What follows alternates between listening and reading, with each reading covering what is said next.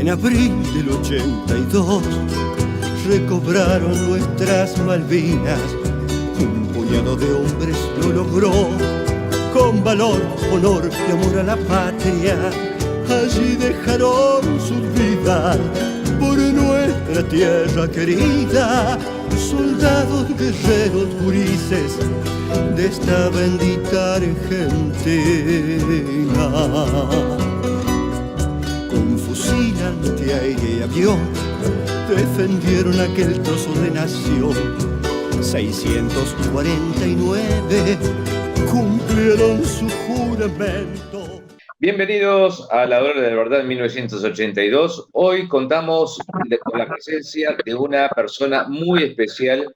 Ella es la alférez María Liliana Colino, quien se desarrolló como la única mujer que estuvo presente en las Islas Malvinas. Muy buenas tardes, María Liliana. Hola, buenas tardes. Gracias por esta invitación. Bueno, vamos a hacer una introducción contando un poco, antes de haber participado en el conflicto del Atlántico Sur, que vos tenías la vocación de ser veterinaria porque tu papá era veterinario y querías también ser guardaparques, ¿es así? Exactamente. Esas son mis dos primeras ilusiones. Y posteriormente, bueno, te habían rechazado porque en aquella época era bastante complicado ser guardaparques como mujer. No, era imposible. No estaba permitido.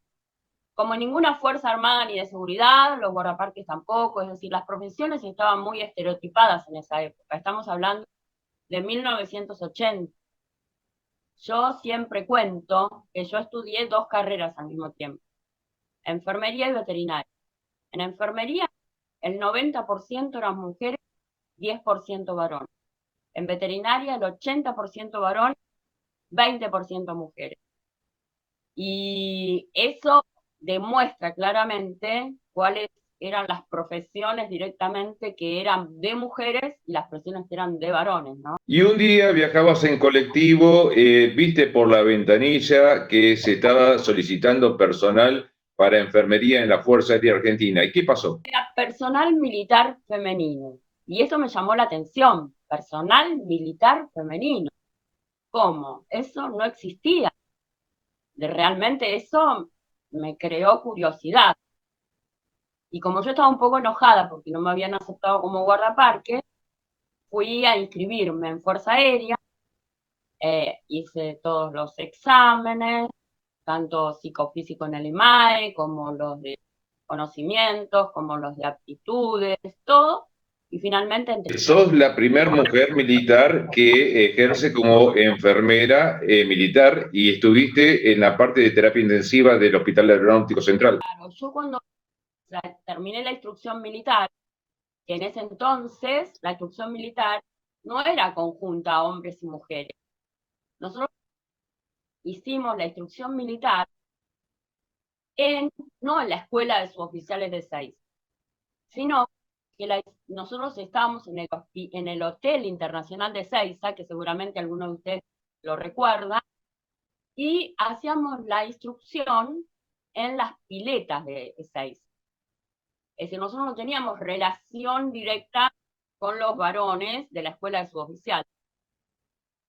Nosotros fuimos en un principio mal ingresadas. Por ser las primeras promociones, todavía no se sabía cómo iban a funcionar las mujeres dentro de la vida militar, y entonces nosotros fuimos incluidas como suboficiales, por más que teníamos secundario completo y terciario universitario y deberíamos haber ingresado directamente como oficiales, ingresamos como suboficiales, pero como ya estábamos recibidas, ingresamos con el grado de cabo principal.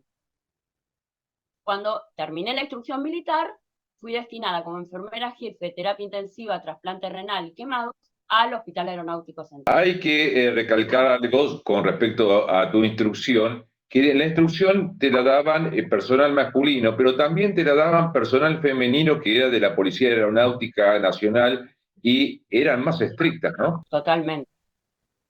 Sí, muy. Y llega el año 1982, recuperamos las Islas Malvinas y a partir de ahí, ¿cómo te enteras? Yo volví el 2 de junio a Buenos Aires Y el 6 estaba en la Escuela de Aviación Militar en Córdoba haciendo el curso de promoción a oficial.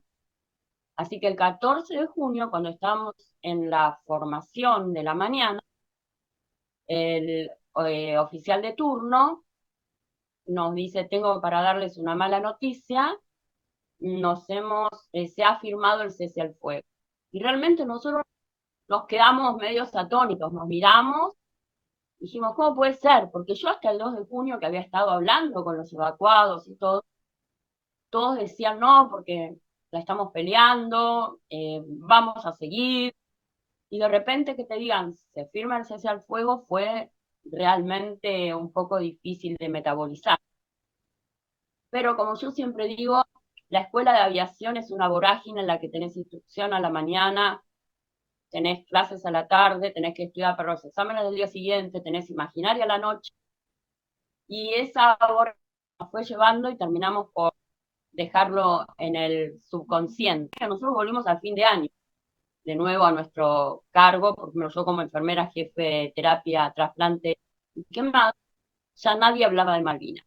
Nadie nos preguntó y Malvinas no existía. Retrocedemos en el tiempo y nos vamos a el mes de abril, el 2 de abril exactamente, cuando se recuperamos las islas.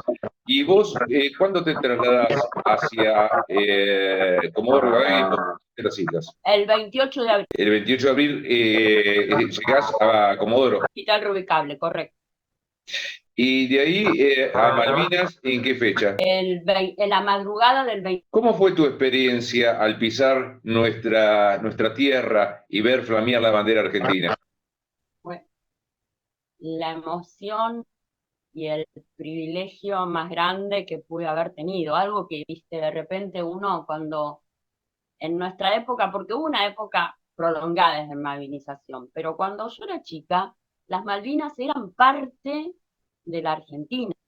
No era que uno decía no porque estaban con los ingleses, no, las maestras decían la Tierra del Fuego, la provincia de Tierra del Fuego, y las Malvinas, y las islas del Atlántico Sur y Antártida. Es decir, que para nosotros estaba incorporado eso. Después es como que se fue diluyendo. Así que para mí era lo más normal que la bandera argentina flameara en las islas. Y para mí fue un orgullo y fue un privilegio poder verla. Y en cuanto a tu experiencia vivida ahí bajo alertas rojas, posibilidades de ataques. Bueno, nosotros cuando partimos ya se había producido el desembarco inglés. Así que en un primer momento nos subimos al Hércules, nos acostamos arriba de los containers, porque en todos los vuelos de evacuación aeromédica se llevaba todo lo que pedía Puerto Argentino. En mi vuelo se llevaba container que ocupaban toda la bodega del Hércules. Así que nosotros íbamos acostados arriba. De repente estábamos acostados, ya se había subido la rampa del Hércules y la bajan de nuevo. Entonces nos miramos y dijeron, bajen rápido porque hay alerta roja, vayan al refugio. Fuimos corriendo al refugio. No me pregunten cuánto tiempo fue porque no tengo ni la más remota idea. En ese tiempo se pasan un montón de cosas por la cabeza porque uno está encerrado, todo oscuro. Yo imagínate, era la única mujer y el refugio lleno totalmente.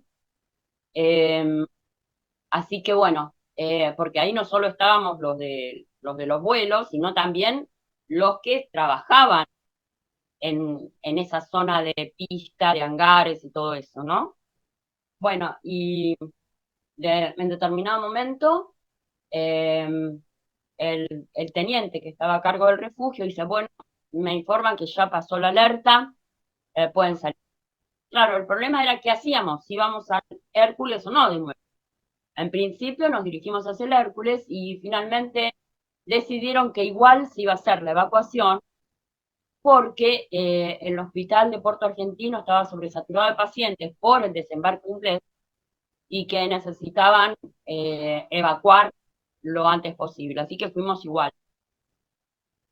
Bueno, el vuelo se hace a ras del mar, con silencio de radio, totalmente a oscuras, tanto adentro como afuera. en el Hércules tampoco ninguna luz, y cuando llega a Puerto Argentino, como el Hércules es un avión muy pesado, que en Fuerza Aérea le decimos la chancha, eh, no puede aterrizar. ¿Por qué? Porque necesita un tiempo largo de carreteo para poder despegar. Estábamos en roja, si estaba tanto tiempo en la pista antes de despegar, cuando nos informaban que iba a haber ataque, íbamos a hacer un blanco muy fácil para el ataque. Entonces, evidentemente, la idea era carretear de manera que cuando la torre de control le informa al piloto que se acercan Sea Harrier o que hay riesgo de bombardeo, inmediatamente levanta la rampa del Hércules y despega automáticamente, sin avisar, sin decir nada. Y eso yo siempre digo que hay que tenerlo en cuenta, porque es muy fácil desde afuera decir cómo quedaron ambulancias, no terminaron de evacuar todos los pacientes. El problema es que si el Hércules es bombardeado, no solo se pierde el Hércules, que es el medio que teníamos para transportar todos los pertrechos que pedía Puerto Argentino, sino también la forma que teníamos de poder evacuar los pacientes, las vidas que estaban dentro del Hércules, pero además las ambulancias. ¿Por qué? Porque las ambulancias no tenían contacto con la torre de control. Entonces, cuando veían que el Hércules empezaba a levantar la panza, todas las ambulancias que estaban en la pista salían inmediatamente de la pista y volvían al hospital de Puerto Argentino, ¿no? Al hospital conjunto. Bueno, nosotros llegábamos, nosotros nos tirábamos a la pista, cuando bajaban la rampa, descargaban los containers, corriendo atrás del Hércules, nos volvíamos a subir y empezaban a llegar las ambulancias marcha atrás, con las puertas abiertas, y los pacientes que podían caminar subían a la rampa y se sentaban a los costados de la bodega del Hércules. Los que estaban más graves o estaban en camilla, los poníamos en el medio y engrampábamos las camillas. Hay que tener en cuenta que si bien el Hércules es un avión que puede ser configurado como avión sanitario, en este caso era imposible, porque nosotros lo llevábamos totalmente cargado, por lo tanto no podía ir configurado en el viaje de ida. Y tampoco podíamos perder tiempo en la pista configurándolo, porque teníamos tiempos muy limitados de evacuación que dependían de las alertas. Así que los pacientes iban en el piso. Cuando entonces el piloto recibía el informe de que había alerta por bombardeo, inmediatamente despegaba. El vuelo de vuelta se hacía exactamente igual. A ras del mar, con las olas golpeando contra las ventanillas, con silencio de radio, por supuesto, sin ninguna luz. Nosotros en el vuelo de vuelta llevábamos linternas en la boca. Y era un poco impresionante, porque veíamos las olas golpear contra la ventanilla, ¿no? Realmente se veía el agua salpicando la ventanilla, así que era un poco como decir, no sé si voy en submarino o en avión acá, ¿no? Pero bueno, cuando llegábamos a Comodoro, los pacientes, después que los pacientes eran acomodados en el hangar que está al lado, frente a la pista, al lado del hospital Rubicable, se realizaba el triage. El triage es cuando se divide los pacientes según su patología, su gravedad y el arma a la que pertenecen. Porque Fuerza Aérea trasladaba a todos los pacientes y después cada arma se hacía cargo desde Comodoro de la evacuación de sus propios pacientes. Los que estaban más graves eran internados en el hospital Rubicable o en el módulo de terapia intensiva o en el módulo de internación. Los que eran ambulatorios y estaban mejor, quedaban en el hangar, donde se les daba un refrigerio y se aprovechaba para hacer la contención emocional de los pacientes. El hecho de darles un refrigerio era el punto de partida para empezar a hablar, ¿no? Y hay que tener en cuenta que ellos habían pasado 1 o 2 meses ya alejados de su familia, así que era muy fácil que quisieran hablar. Y normalmente, bueno, primero, para empezar la charla, nos decían, ay, vos te pareces a mi novia, vos te pareces a mi hermana, Siempre nos encontraban, vos te parecías a mi vecina, siempre éramos parecida alguna, y con eso enganchaban para empezar a hablar. Después nos pedían que le escribamos o llamemos a algún familiar, a la madre, a la hermana, a la novia, y algo que a mí siempre me emocionó mucho es que la mayoría me decían, cabo principal, ¿usted cree que voy a poder volver a Malvinas? Yo le decía, bueno, todo depende de la gravedad, el tiempo que tardes en recuperarte y el tiempo que dure la guerra. Eso no lo podemos saber. Es que yo tengo necesidad de volver, porque allá quedaron mis hermanos y no los quiero abandonar. Y realmente eso me emocionó siempre muchísimo, ¿no? Y es un sentimiento que creo que únicamente hermana a los que estuvieron en esa situación de crisis en la que uno sí o sí depende del que tiene al lado y atrás. Habrás vivido muchos momentos de tensión y de peligro, pero hubo un caso en un momento determinado que vos mirás por la ventanilla del Hércules y ves tres luces. ¿Estas luces qué eran? Eran Tracy Harrier que nos estaban persiguiendo. Entonces, como realmente los pilotos son fuera de serie, realmente para nosotros siempre fueron un orgullo. El piloto salió, en vez de ir directamente a Comodoro, como el Hércules, por más que tuviera Cruz Roja, en realidad los ingleses nunca respetaron esas cosas. Y el Hércules no tiene arma. Entonces, para salir de la zona de exclusión, en vez de ir a Comodoro, se dirigió hacia Tierra del Fuego. Dio toda la vuelta y entró por el sur de la Patagonia, con lo que el viaje se prolongó mucho. En realidad, los pacientes ni lo vieron, porque claro, como ellos estaban acostados o sentados, no veían por la ventanilla. Como nosotros íbamos parados, caminando entre uno y otro paciente, era por eso que lo vimos nosotros. Hay que contarle a la gente que el hospital reubicable era el único que había en todo el país. Y en ese momento era el único. Y es el hospital ubicable, que es un hospital de alta complejidad.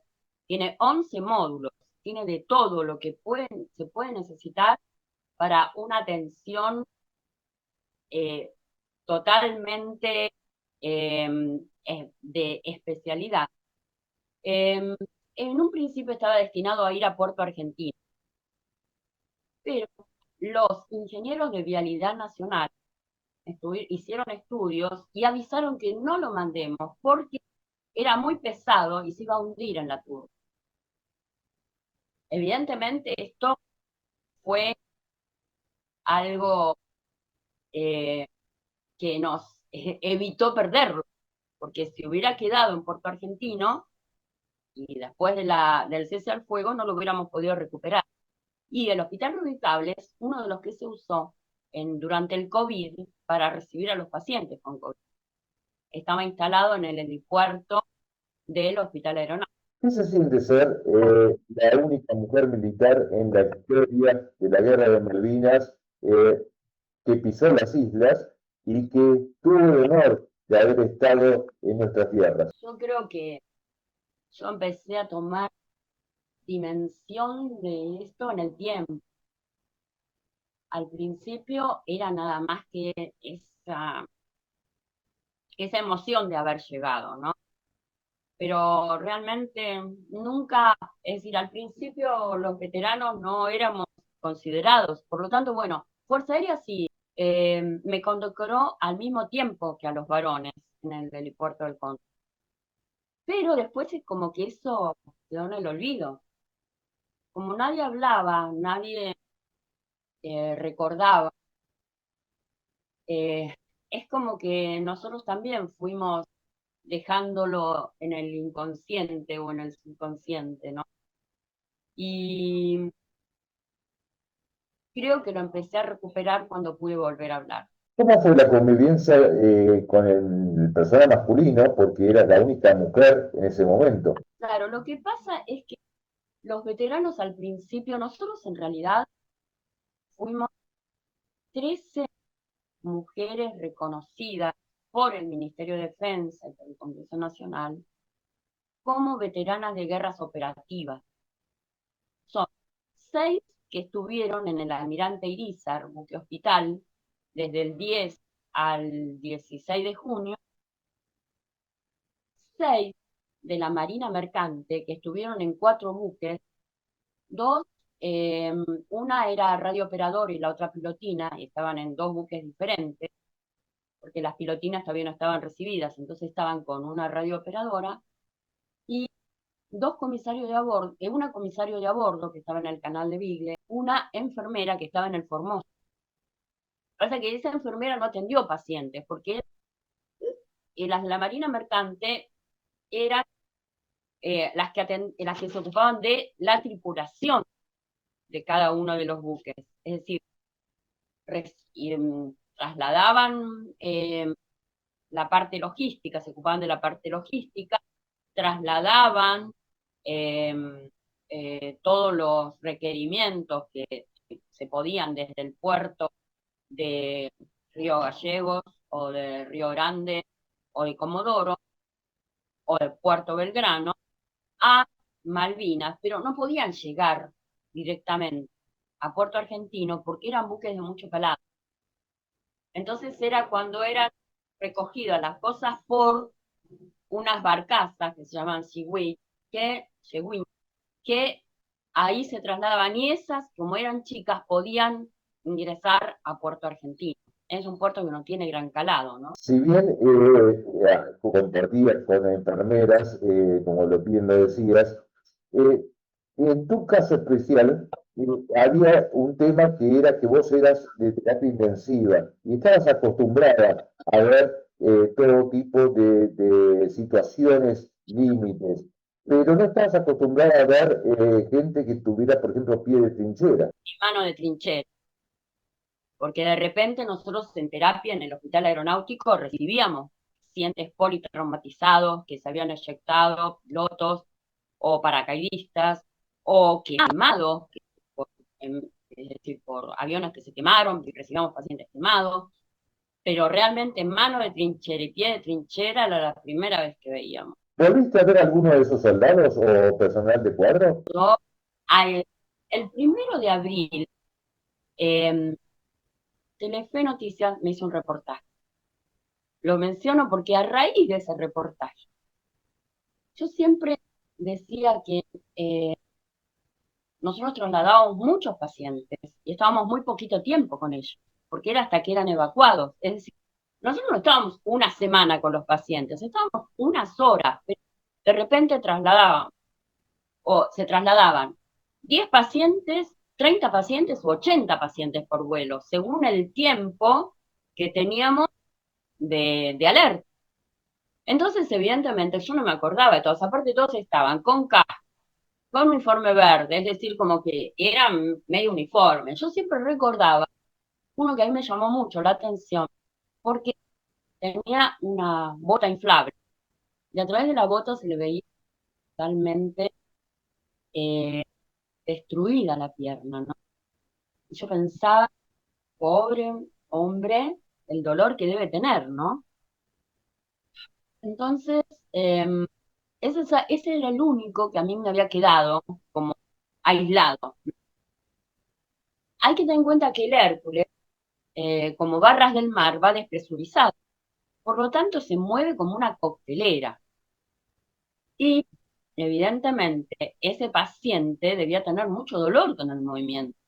Entonces, bueno, después que engrampé la camilla y terminé de atender a todo, yo me senté en una de las esquinas de la camilla para tratar de que disminuir al máximo el movimiento.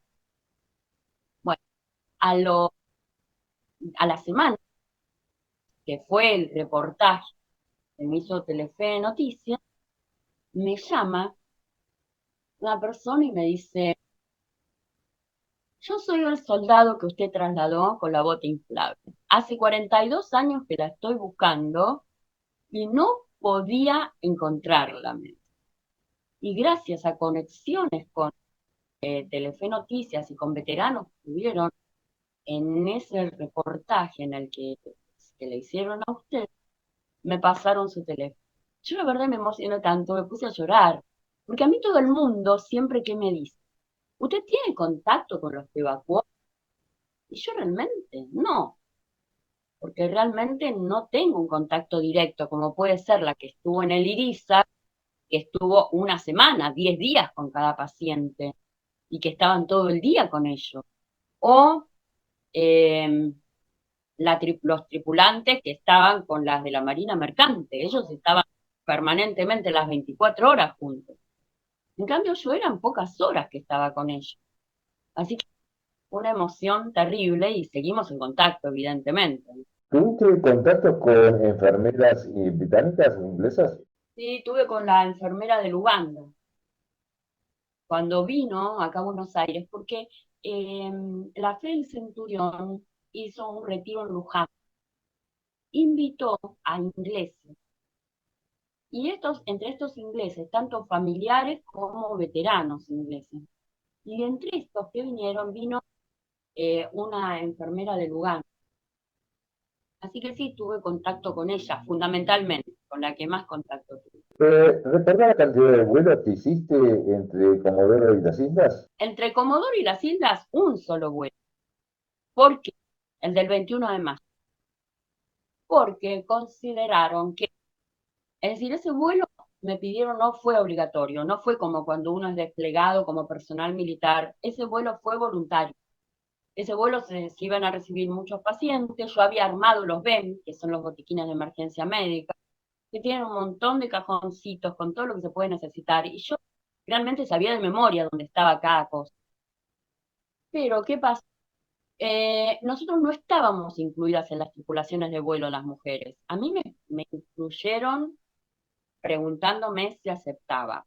Yo sí realicé evacuaciones aeromédicas en Merlin de terapia intensiva dentro de la costa patagónica, por ejemplo, cuando se eyectaba un piloto o cuando los buques rescataban náufragos y estaban politraumatizados o en mal estado y necesitaban ser trasladados por terapia intensiva, entonces íbamos con el Merlin, los íbamos a buscar y los llevábamos al hospital Rubicable, quedaban en terapia intensiva del hospital Rubicable hasta que eran evacuados por su fuerza. Pero, ¿qué pasa? Ellos consideraban, en el vuelo que fui yo, se llevaba un container, por lo tanto no se necesitaba que hubiera hombres para bajar las cosas. En muchos vuelos no se llevaban containers, sino que se llevaban bultos. Entonces ellos decían que a las mujeres no la iban a poner a que estén bajando cosas pesadas y que se iba a perder mucho tiempo en eso. Entonces, por eso, según lo que me informaron, por ese motivo es que no estábamos incluidas en las tripulaciones de vuelo a Malvinas. ¿Qué es lo que te marcó estando en el conflicto bélico del Atlántico Sur? En realidad, yo siempre digo que si uno puede superar esas situaciones traumáticas es gracias al, al equipo que te rodea, ¿no? Porque uno se apoya mucho y los demás también se apoyan en uno. Yo realmente digo que cuando nosotros veíamos que alguno aflojaba, los demás tratábamos de levantarle el ánimo.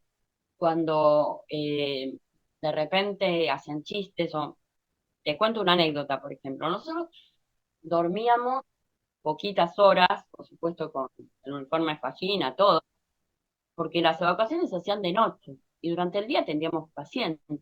Nosotros dormíamos el tiempo que podíamos entre que los pacientes habían sido evacuados y llegaba la próxima evacuación, o teníamos que hacer la próxima evacuación. Dormíamos en la brigada, en una habitación muy chiquita, en cama cucheta. Un día salimos de la habitación, encontramos un cartel que ocupaba toda la puerta que decía zona minada. Y son así, viste, estaban siempre tratando de que si alguno se deprimió un poco, levantarle el ánimo, hacer que se olvide de que de repente extrañaba, o que añoraba algo, o que estaba triste porque había pasado algo con algún paciente. Es decir, todo eso yo creo que es fundamental estar en un equipo que te apoye, ¿no? Liliana, termina los combates, comienza el cese al fuego. 42 años después, ¿qué pasó en estos 42 años en tu vida? Mil cosas. Yo siempre seguí trabajando como enfermera y veterinaria, ¿no? Siempre. Es decir, desde que me recibí, siempre trabajé en las dos carreras. Nunca pude elegir una hasta el año 2000, que en ese momento yo trabajaba en la Fundación Favaloro, fue cuando se suicidó Favaloro, y nos ofrecieron el retiro voluntario. Y yo justo me había divorciado, tenía 3 hijos chicos de 2 años, 3 y 5, y evidentemente no ameritaba que siguiera trabajando en la Fundación Favaloro, porque se trabaja en la Fundación Favaloro y se trabajaba 12 horas, 2 días seguidos. Por lo tanto, yo prácticamente 2 días no a mi casa. Y después de un divorcio, dejar a los chicos 2 días no me pareció oportuno. Así que ahí acepté el retiro voluntario. A partir de ese momento, desde el año 2000, hice nada más que veterinario. En un principio, eh, evidentemente, como dije antes, todos lo sabemos, nadie hablaba de Malvinas. Malvinas era una herida demasiado profunda que nadie quería recordar, ¿no? Nadie quería volver a sentir ese dolor. Pero fue pasando el tiempo. En el año 2007, Infobae me pidió hacerme un reportaje. Vinieron acá, me hicieron el reportaje, empecé a hablar. Y a partir de ahí es como que tuve más oportunidad de expresarme, ¿no? Y de recordar un poco todo ese tiempo vivido, ¿no? Y que no me lastimara tanto, porque ya era como que era una herida que estaba cicatrizando eso. En un principio, yo siempre digo que un poco como lo que me decidió hablar, fue que mi hija de 7 años, un 2 de abril, la maestra en esa época nos hacía actos, sino simplemente el 2 de abril la maestra se paraba delante del aula y decía, bueno, hoy recordamos que fueron recuperadas las Malvinas. Entonces mi hija inocentemente levanta la mano y dice, señor, mi mamá es veterana de guerra, estuvo en Malvinas. Y la maestra, un poco tino, le dijo, Sol, sos una mentirosa, no hubo mujeres en Malvinas. Claro, y eso fue algo que le hizo muy mal a mi hija, porque le empezaron a hacer bullying los compañeros. Empezaron a decir, mentirosa, mentirosa. Y mi hija salió llorando de la escuela. Al día siguiente voy a hablar con la maestra. Pues yo a mis hijas siempre le conté lo que había sido Malvinas. Para mí Malvinas es algo muy importante. Entonces yo a mis hijas siempre se los hablé, se los conté, les dije lo que hice, qué se vivió, cómo se vivió. Entonces voy a hablar con la maestra y le digo, mirá, vos le dijiste a mi hija que era mentirosa, y yo estuve en Malvinas. Yo te puedo traer los diplomas, te puedo traer las medallas. eh, Creo que le deberías pedir una disculpa. Bueno, a mí nadie me informó que había mujeres en Malvinas y yo no tenía por qué saberlo. Y nunca tuvo la delicadeza de decir delante del aula, me equivoqué, en realidad Sol tenía razón, la mamá de Sol es veterana de guerra. Vos fíjate que en esa época nadie me llamó nunca para hablar de Malvinas. Y ahora no me alcanza el tiempo para ir a las escuelas a hablar de Malvinas, que prácticamente todos los días una escuela te está llamando. Vos fíjate cómo cambió la situación, cómo cambiaron los tiempos, y yo creo que esto es lo que ayuda a que esa herida cicatrice, ¿no? Que uno vea la otra parte de Malvinas, no solo la guerra, sino tener presente Malvinas como parte de nuestro futuro. ¿Sí? ¿Qué secuelas te dejó la guerra? En un principio yo no sabía que había tenido secuelas. ¿Por qué? Porque, claro, yo como profesional seguí trabajando normalmente. No me pasó como de repente a los soldados que volvieron y no tenían nada que hacer. Yo seguí trabajando normalmente, seguí con mi vida.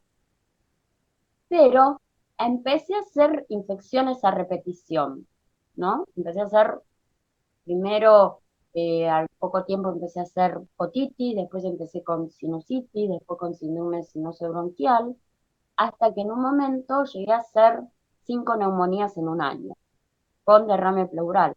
El problema es que no podían diagnosticarme, los médicos me trataban bien, me trataban la neumonía, me dan antibióticos, pero la neumonía me volvía. Hasta que un día, yo realmente estaba muy mal, estaba pesando 38 kilos porque por la neumonía de tanta tos no podía comer, no podía tomar agua, realmente estaba mal. A mí normalmente me atendían en la Suiza Argentina o en el San Camilo. Y mi mamá ese día tan preocupada, como me vio tan mal, que no podía ni caminar, me llevó a la guardia del Hospital Durán. Me bajaron con silla de ruedas, me revisaron, me dijeron, sí, tenés neumonía, pero no te vamos a internar. Mañana a las 8 de la mañana vas a venir a ver a la neumonóloga con todos los estudios que tengo. Por supuesto, al otro día fui con todo el bagaje de estudios que tenía. Me vio la neumonóloga a las 8 en punto, ni bien llegó, abrió la puerta, me atendió, levantó el teléfono después de revisarme y dijo, tengo una paciente para ustedes. Bueno, vaya a planta baja, que la están esperando en el servicio de inmunología. Bueno, en ese momento recién se inauguraba el servicio de inmunología. En ese momento los únicos 2 lugares donde había inmunología como especialidad eran en el Hospital Durán y en el Hospital Fernández. Bueno, me sacaron sangre y me dijeron en 15 días nos vamos a comunicar con ustedes. Exactamente a los 15 días me llaman, me dicen, tenemos una buena y una mala noticia para dar. La buena noticia es que sabemos lo que tiene. La mala noticia es que le va a costar mucho conseguir la medicación para solucionarlo. Bueno, ¿cuál es la buena noticia? Que tiene una inmunodeficiencia común variable. Es decir, que por estrés postraumático se me bloqueó la formación de anticuerpos y yo dejé de producir anticuerpos. El problema es que la medicación es muy difícil que la entreguen porque es una medicación cara. Yo me ocupo, dije yo. Así como soy de... Fui y empecé a hacer lío, empecé a hacer lío en PAMI al principio. Tardaron como 6 meses en entregarme la medicación. Yo iba prácticamente todas las semanas a protestar, llamaba por teléfono. He ido con 39 de fiebre, con una tos que no podía, que cada 2 minutos me querían dar agua y yo le decía, no quiero agua, quiero hablar con la médica. Bueno, hasta que al final me entregaron la medicación y a partir de ahí, en general, me la administré regularmente. Y aunque al principio tuve problemas porque era endovenoso, tenía una reacción anafiláctica, después me empecé a dar subcutánea y empecé a andar muy bien y prácticamente nunca más volví a tener neumonía. Después, cuando fuimos a un retiro en Luján, me enteré que mis bloqueos no eran nada más de anticuerpos. ¿Por qué? Porque fue un psiquiatra al retiro y empezó a preguntarle a cada uno de los veteranos que estábamos cómo dormían. Y bueno, muchos decían, yo a la noche me despierto a las 3 de la mañana, me tiro mi trabajo en la cama, escucho los bombazos, me pongo a llorar, llega la noche y no quiero dormir porque tengo miedo de despertarme otra vez con los estruendos. Entonces yo, la verdad, no le dije nada. Me dice, ¿y a usted cómo duerme? Yo duermo más bien, le digo, yo no sueño nada. Y entonces me dice, ¿pero usted no se acuerda de ningún sueño? No, la verdad, no me acuerdo nunca de ningún sueño. Y me dijo, justamente eso es lo que pasó. Hizo un bloqueo y por eso no logra acordarse de ningún sueño, de ningún tipo, no solo de Malvinas, sino está en el bloqueo que nunca sueño, según yo. No me acuerdo nunca de soñar. ¿Y cómo fue la convivencia con el resto de las enfermeras que no eran militares, pero sí prestaban el mismo servicio o parecido al que vos realizabas? No, no igual porque vos eras terapista, el resto no eran terapistas. No, en el hospital Ruicable eran todas enfermeras militares, ¿sí? Todas. Y fuimos en grupos de 5, es decir, el primer grupo fue entre el 10 de abril y el 28 de abril, 5 enfermeras militares. En el segundo grupo, del 28 de abril al 2 de junio, fuimos otras 5. Y después del 2 de junio hasta el 16 de junio fue otro grupo de enfermeras militares. Lo que pasa es que en realidad lo que más se atendían eran lesiones heridas por armas de fuego, evidente, esquirlas óseas, esquirlas por bombardeo, por lesión ósea, por supuesto el pie y la mano de trinchera, y en realidad no había patologías demasiado graves. ¿Por qué? Extremadamente graves. ¿Por qué? Porque como el Hércules iba despresurizado, los pacientes para ser trasladados tenían que estar compensados hemodinámicamente. Porque, primero, al estar despresurizado era mucho más fácil que hicieran una descompensación hemodinámica o que tuvieran una hemorragia. Y aparte, como se trasladaban tantos pacientes, no había comodidad, por ejemplo, si teníamos que resucitar a un paciente. Entonces, los pacientes que llegaban estaban compensados hemodinámicamente. Capaz que no esas tenían una férula y había que hacerles un yeso, o eran evacuados directamente con la férula y el yeso se hacía en su lugar de destino. Es decir, no había pacientes de extrema gravedad. Eso lo solucionaban en el hospital de Puerto Argentino. ¿Hubo envidia entre tus colegas por vos ser la única mujer que pisó las islas? No, nada, como siempre. No, para nada. Después sí hubo ciertas envidias, en el sentido de que me rechazaron porque yo era considerada veterana y ellas no. Y bueno, y eso provocó ciertos problemas, pero realmente en el momento absolutamente nada. Era una más y trabajaban igual que todas, por supuesto. ¿Vos pensás que la sociedad argentina y los gobiernos democráticos reconocen a los veteranos de guerra? Yo creo que paulatinamente cada vez más, porque un poco están obligados por la sociedad. La sociedad es la que yo lo veo, por ejemplo, en las escuelas, el interés que hay entre los docentes, entre los alumnos, por saber un poco más. Y yo creo que lo que mueve a los políticos, en una buena parte, es la sociedad. Por eso mi esperanza siempre está en que los alumnos entiendan la importancia socioeconómica de las Malvinas, de que son nuestro futuro, porque ellos son los que van a exigir a las autoridades, o ellos cuando sean autoridades, también alguno de ellos puede. Andrés, tengo la suerte que alguno me haya escuchado y sea presidente de la nación y se acuerde de esta semillita y no dejen de exigir que las Malvinas sean recuperadas. ¿Qué pensás vos de las rivalidades que existen entre veteranos de guerra de las islas con los del continente y muchos que han ganado por vía judicial? Cada uno tiene su propia experiencia, cada uno vivió diferentes situaciones, algunas más traumáticas y otras menos traumáticas. Yo creo que cada uno tiene que aceptar su vivencia y no pretender tomar la vivencia del otro. Y a 42 años ya cumplidos, te vimos desfilar en el Día de la Patria, el 9 de julio.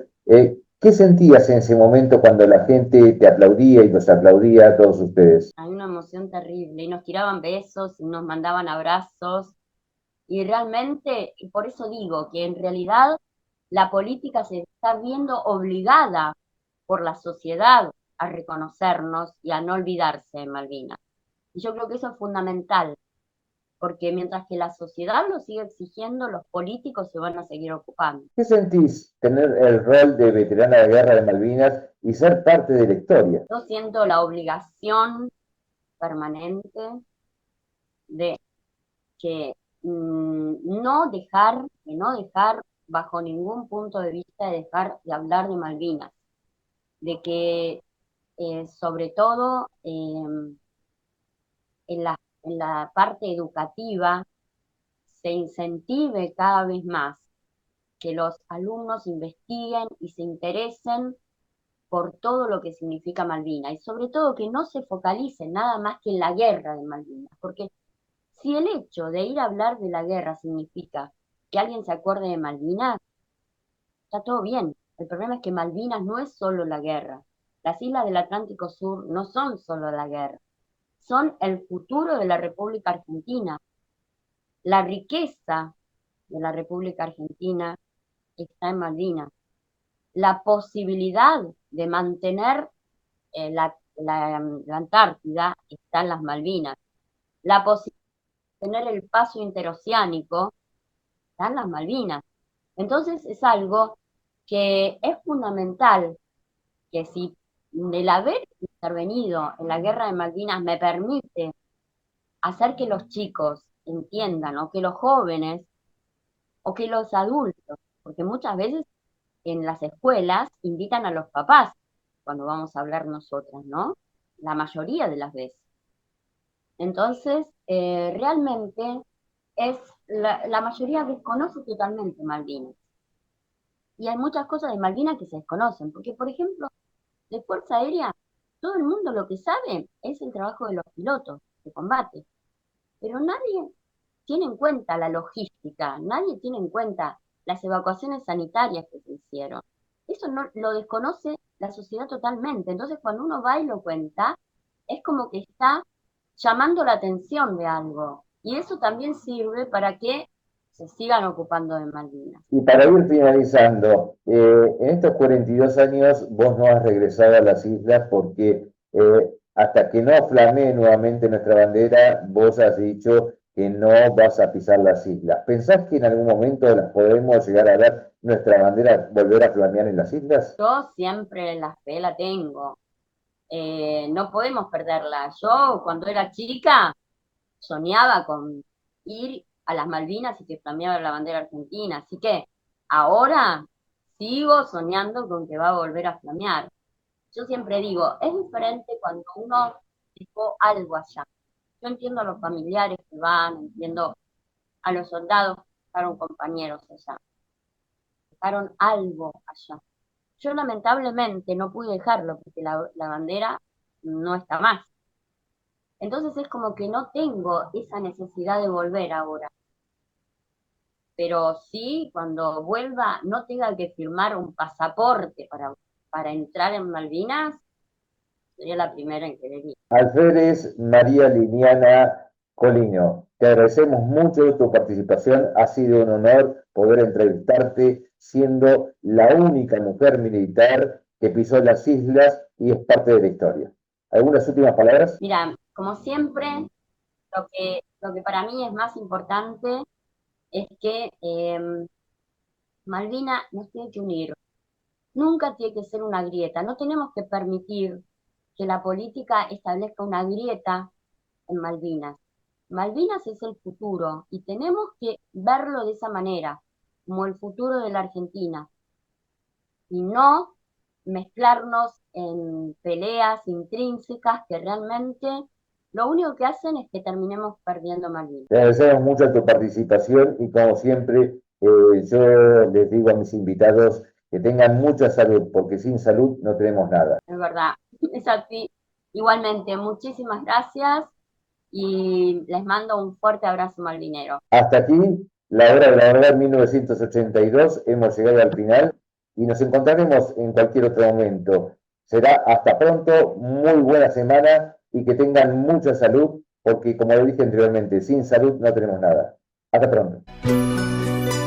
El 10 de junio se conmemora la reafirmación de la soberanía argentina sobre las Islas Malvinas y el sector antártico.